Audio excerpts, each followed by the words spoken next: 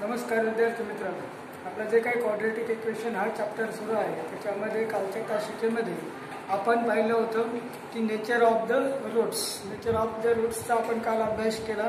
आता त्याचा पुढचा टॉपिक आहे आपल्याकडे the relation between roots and coefficient. जे काही आपल्याला क्वाड्रेटिक इक्वेशनचे दोन रूट्स मिळतात त्या रूट्सचं आणि कोफिशियंट म्हणजे ए बी सी याच्या ज्या काही किमती असतात ह्या दोन्हीमध्ये एक रिलेशन असतं आणि ते रिलेशन काय असतं ते आपल्याला आता चेक करून त्याच्यावरून काही फॉर्मॅट तयार करायचे आणि त्या फॉर्मॅटच्या आधारे आपल्याला एक्झाम्पल सोडायचे.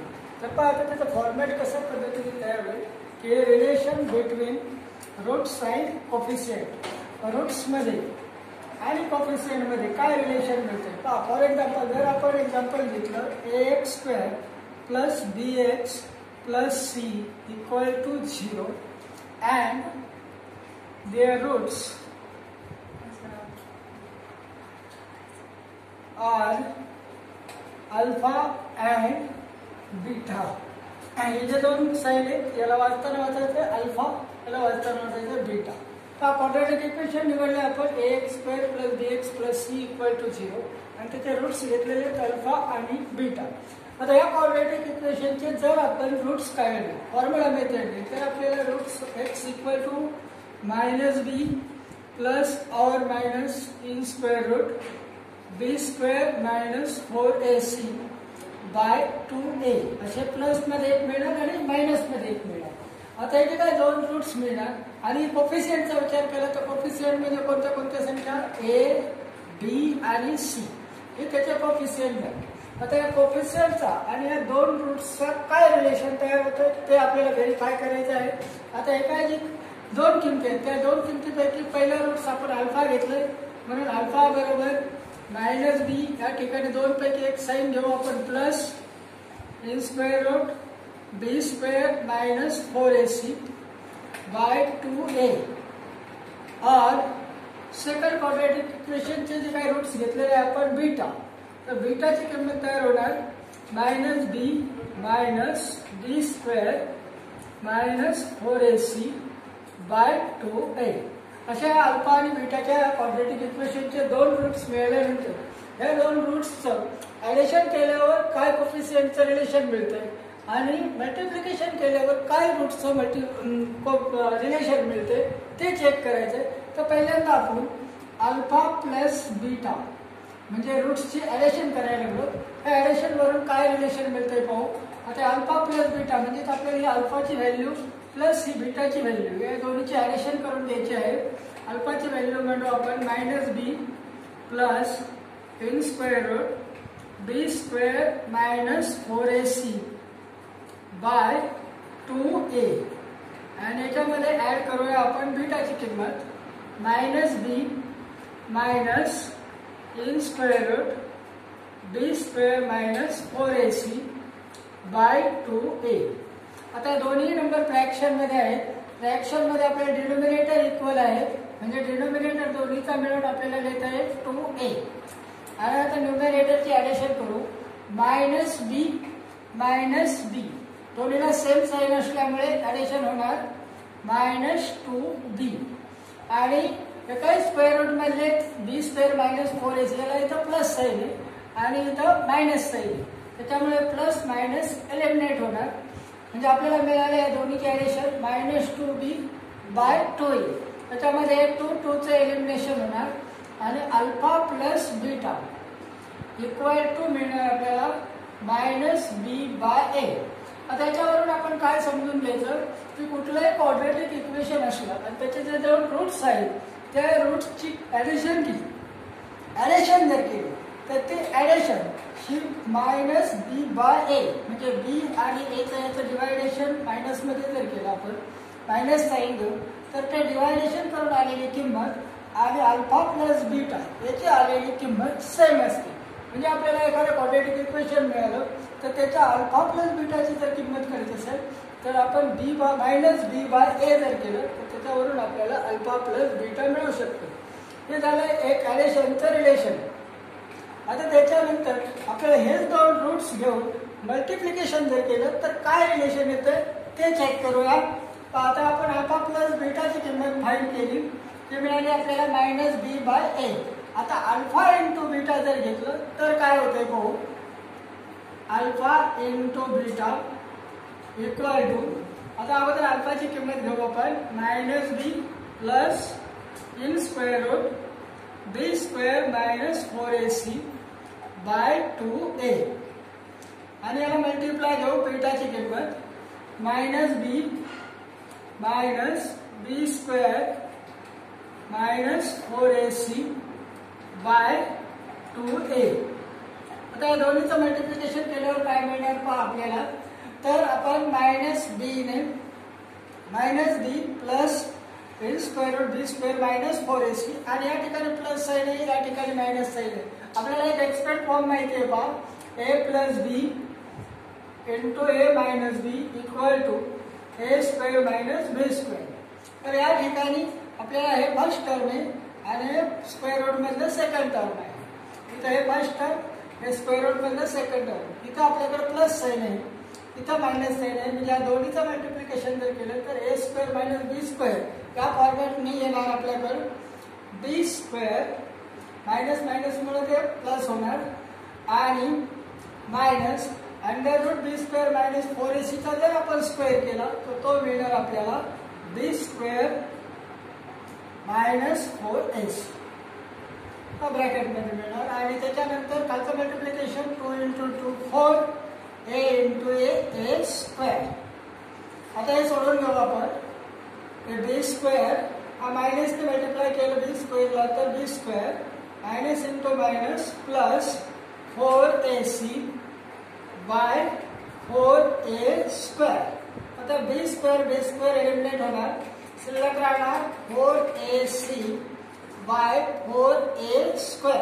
आता याच्यामध्ये 4 चं एलिमिनेशन होणार, a आणि a² चं एलिमिनेशन झालं, परंतु इथं c आणि डिवाइड a² मधला a एलिमिनेट झाल्यानंतर एक a शिल्लक राहिला. म्हणजे अल्फा इंटू बीटा म्हणजे जर आपण रूटचं प्रोडक्ट केलं किंवा मल्टिप्लिकेशन केलं तर मिळते आपल्याला c/a.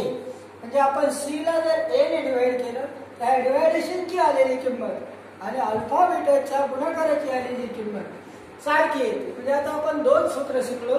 कोणते कोणते दोन सूत्र शिकलो पहा, alpha plus beta equal to -b/a आणि alpha into beta equal to c/a. हे दोन्ही सूत्राचं आपण आता व्हेरिफिकेशन करून पाहू की खरंच अल्फा प्लस बीटाची किंमत -b/a इतकी येते का आणि अल्फा इंटू बीटा c/a येते का, कसं हे व्हेरीफाय करणार आहोत.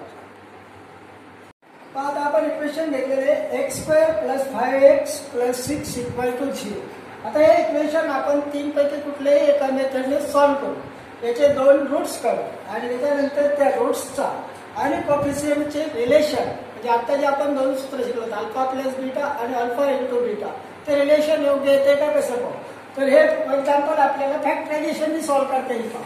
1 × 6 6चे आपल्याला दोन फॅक्टर काढायचे ज्याचे ॲडिशन 5 येईल. ते फॅक्टर वरती आपल्याला 3 2 आणि दोन्हीची ॲडिशन +5 आणण्यासाठी या ठिकाणी दोन्हीला पण आपण प्लस साइन. आता हे सॉल्व्ह करून घेऊ आपण. x² + 3x + 2x + 6 = 0. आता याच्यामध्ये 2 चा ग्रुपिंग करू आपण फॅक्टरायझेशनने जसं सोडलं होतं त्या पद्धतीने. x कॉमन, x + 3 या ठिकाणी 2 आणि 6 मध्ये 2 कॉमन फॅक्टर निघेल.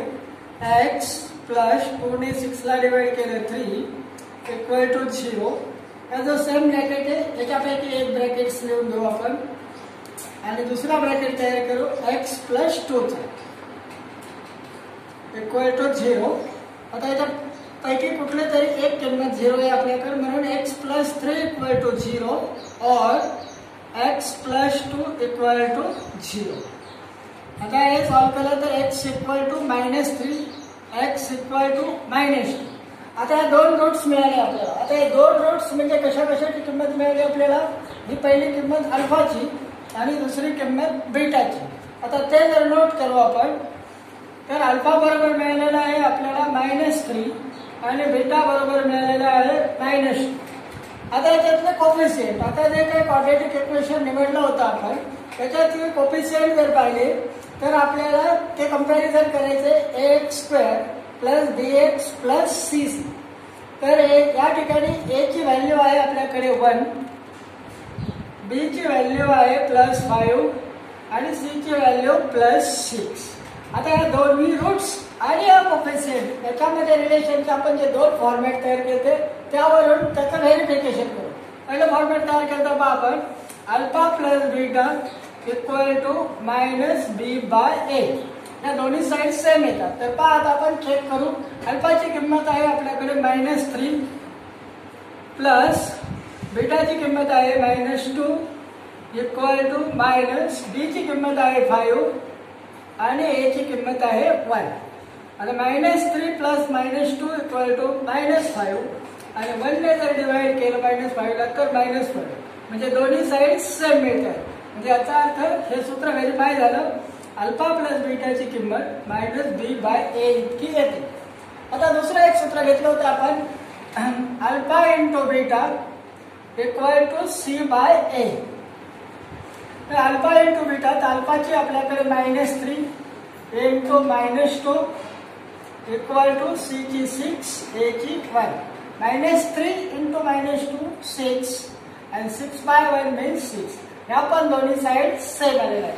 म्हणजे काय हे दोन्ही सूत्र आपण तयार केले अल्फा + बीटा = -b/a आणि अल्फा × बीटा = c/a. हे दोन्ही सूत्राचं आपण एक्झाम्पल घेऊन व्हेरिफिकेशन केलं.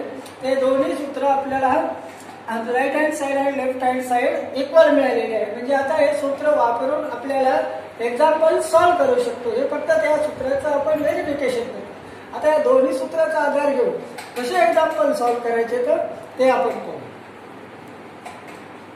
आता त्या सूत्राचं व्हेरिफिकेशन केल्यानंतर त्यावरून कसे एक्झाम्पल सॉल्व्ह करायचे. एक्झाम्पल घेतलेले आपण alpha and beta are the roots of 2x² - 5x + 2 = 0. हे क्वाड्रॅटिक इक्वेशन आहे आणि त्याच्यावरून find the value of alpha + beta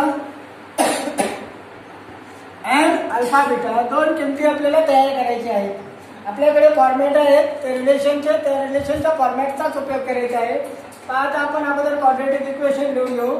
2x² - 5x + 2 = 0. आता क्वाड्रॅटिक इक्वेशन सॉल्व्ह नाही करायचं आहे आपल्याला. डायरेक्ट अल्फा + बीटाची किंमत काढायची आणि अल्फा बीटाची काढायची. तर याच्यामध्ये a b c च्या व्हॅल्यू काय काय आले ते नोट करू आपण. तर या ठिकाणी पहा a ची व्हॅल्यू आपल्याला मिळणार a = 2 b = -5 and c = +2.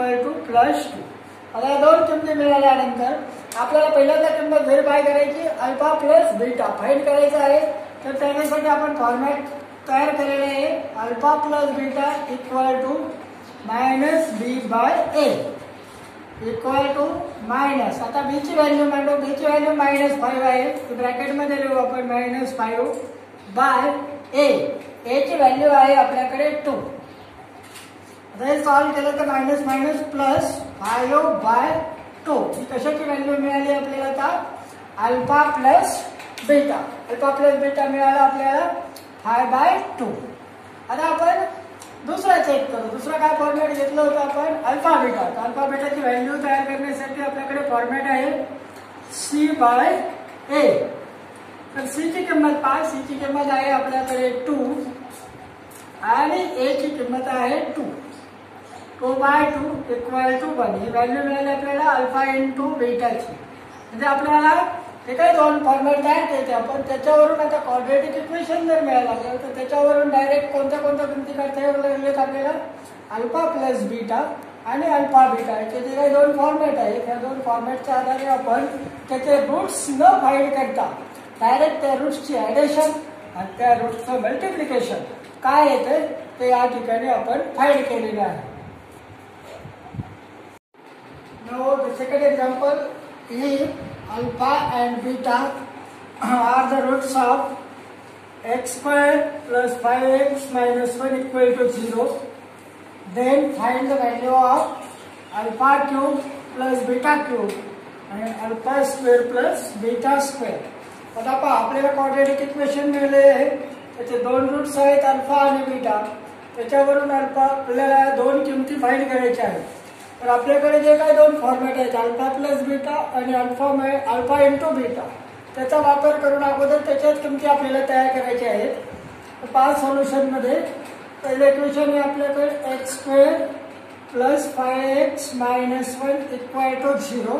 आता याच्यावरून आपण काय करू ए बी सी च्या तीन किमती अगोदर फाइंड करू.